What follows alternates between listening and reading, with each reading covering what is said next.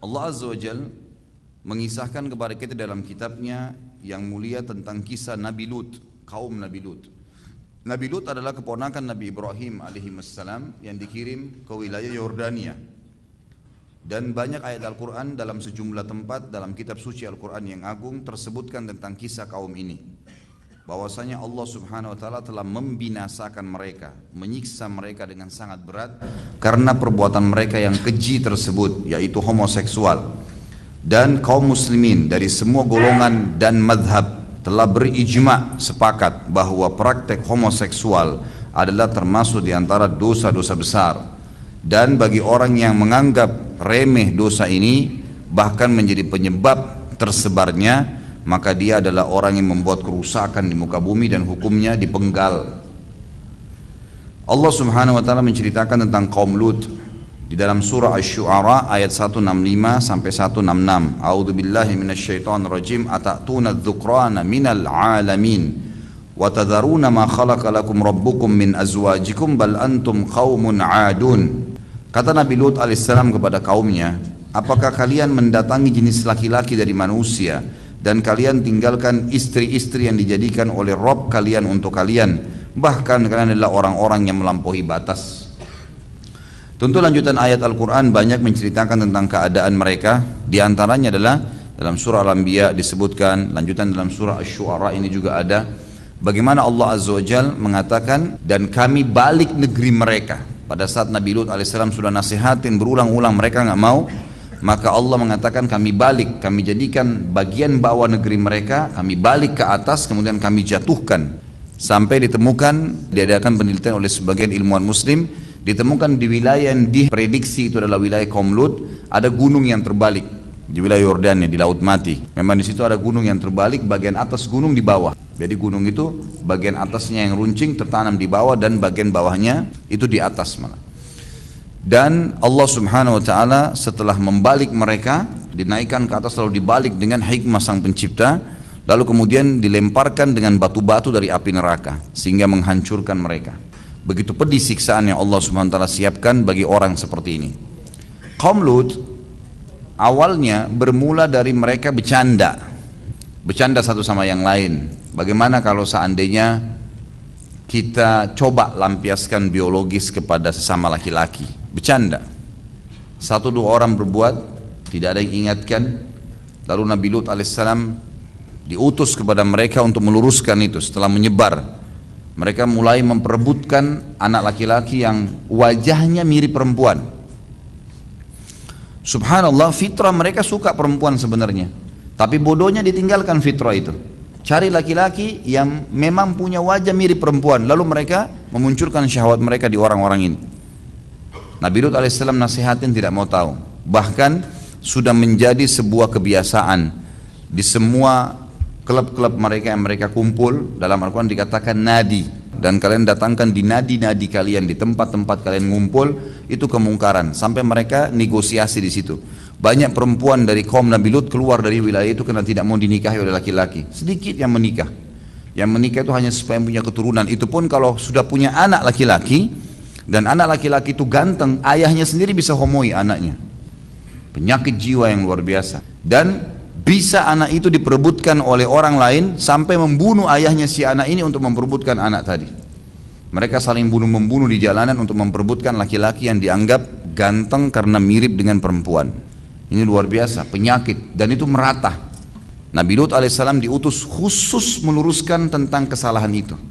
Selain syariat Allah SWT yang lain, khusus meluruskan. Tiap hari nasihatin Nabi Lut alaihissalam, ngapain kalian ini? Ada perempuan, nggak mau. Engkau sudah tahu Lut apa yang kami inginkan. Sampai waktu Allah Azza wa Jalla mengutus dua malaikat yang menyampaikan berita gembira kepada Ibrahim alaihissalam yang ada di Palestina waktu itu. Ini wilayah Yordania, cuma perbatasan negara. Waktu itu wilayah Palestina ada Ibrahim alaihissalam dengan istrinya Sarah. Sarah sudah sangat tua, 60 tahun, ingin punya anak. Allah SWT sampaikan berita gembira kepada Ibrahim alaihissalam kalau istrinya akan hamil, sekaligus akan menghancurkan kaum Lut. Waktu malaikat datang, malaikat menjelma jadi manusia. Dan kalau malaikat menjelma jadi manusia, menjadi laki-laki yang sangat ganteng, kekar, gagah, dan seterusnya. Yang jelas, jalanlah dua malaikat ini menuju kaum Lut. Begitu tiba di kaum Lut, mereka sudah saling memberitahukan satu sama lain kalau ada orang lain datang nih. ada orang lain dari luar wilayah mereka, ini akan masuk. Waktu sebelum masuk malaikat ini, Nabi Lut kan selalu nasihatin tuh, nggak boleh, gini, begitu. Mereka sendiri tahu kalau perbuatan mereka tuh buruk, nggak baik. Sampai mereka mengatakan, keluarkan Lut dari wilayah kita ini. Karena mereka tuh manusia-manusia suci, kalau kita ini kotor, gitu bahasanya.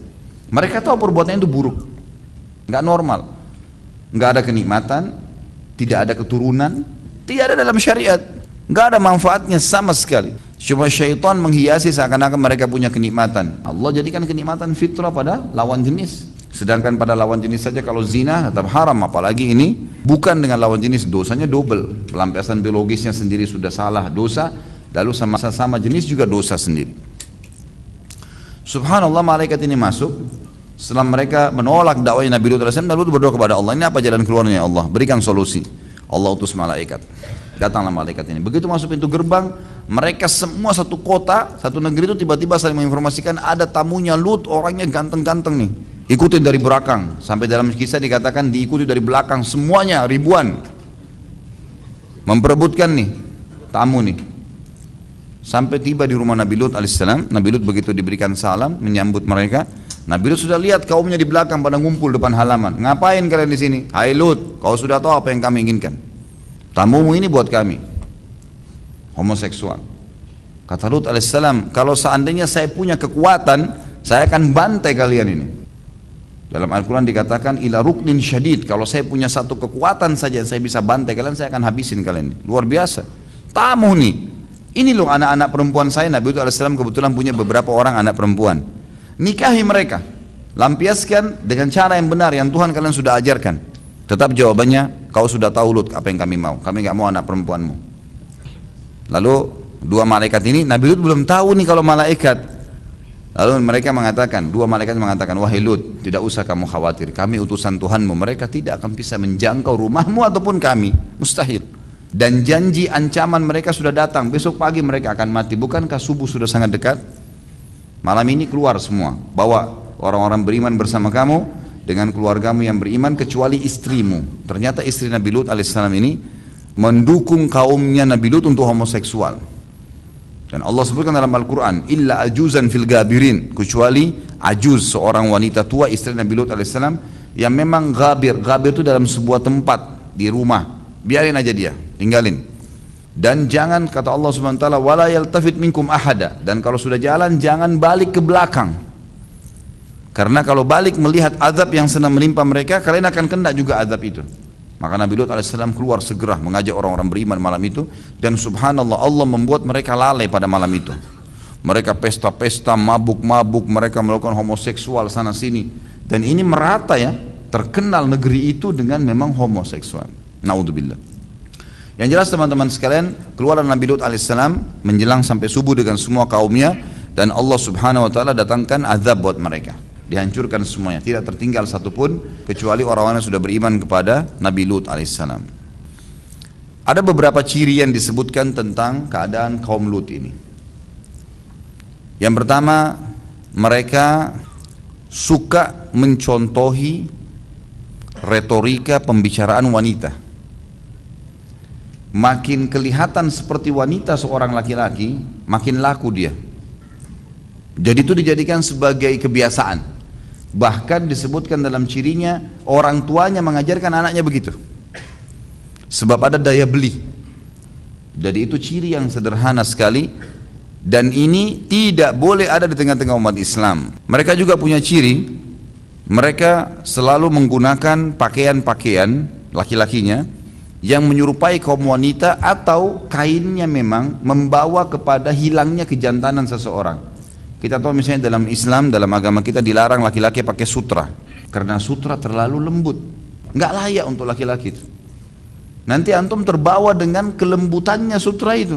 Nggak boleh pakai emas. Memang nggak bisa laki-laki pakai emas. Kalau pakai emas terbawa kepada jiwanya emas itu.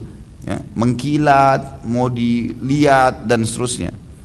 Ada karakter-karakternya, nggak boleh. Ada ciri mereka yang mereka selalu lakukan adalah menggunakan cincin di dua jari ini. Jadi kalau antum pakai cincin, sunnah Nabi SAW di jari kelingking atau di jari manis, tapi telunjuk sama jari tengah jangan. Ini cirinya khasnya kaum Lut. Sama menggunakan semua perhiasan yang berhubungan dengan perempuan. Kalung lah, anting lah, nggak boleh semua. Dan subhanallah sampai sekarang itu simbolnya mereka. Di Amerika itu kalau orang homoseksual, mereka menggunakan anting-anting di kupingnya. Kalau dia pakai sebelah kanan, berarti dia memberikan isyarat kalau dia orang yang menghomoi. Kalau dia pakai kiri kanan, berarti dia juga siap dihomoi. Naudzubillah, bahaya. Dan ulama mengatakan, apapun yang merupakan simbol penyebab kaum sebelum kita disiksa, apalagi perbuatannya, kalau ditahu oleh orang tersebut dan dia lakukan, sudah cukup mengundang murkahnya Allah. Makanya apa hadis Nabi SAW, Allah melaknat laki-laki yang menyerupai perempuan dan perempuan yang menyerupai laki-laki. Menyerupai aja nggak boleh. Ini harus ditinggalkan.